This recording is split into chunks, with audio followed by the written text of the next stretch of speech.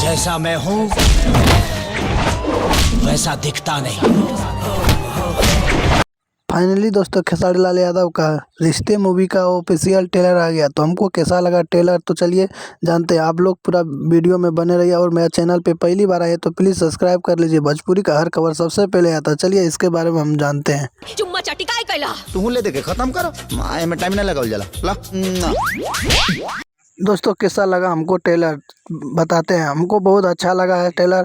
और आप लोग नहीं देखे तो जाइए SR के म्यूजिक पे जाके देखिए। और आप लोग जो देख लिए हैं तो कमेंट करके बताइए कैसा लगा आप लोग को ट्रेलर। दोस्तों बात करें तो इस फिल्म में खेसारी लाल यादव और आकांक्षा पुरी और रति पांडे देखने को मिलेगा इस मूवी में। दोस्तों बात करें इस मूवी में आप लोग को इमोशनल और कॉमेडी भी देखने को मिलेगा और दोस्तों एक्शन भी देखने को मिलेगा। और दोस्तों बहुत अच्छा है, जाके देखिए। और ये जोश मेरा हथियार है, जुनून है अपना। दोस्तों बात करें तो इस होली के शुभ अवसर पर 14 तारीख को इस मूवी को लगाया जा रहा है सिनेमाघर में। दोस्तों बात करें तो इस मूवी में बहुत ज़्यादा इसमें इमोशनल को देखने को मिलेगा। ये देख लीजिए आप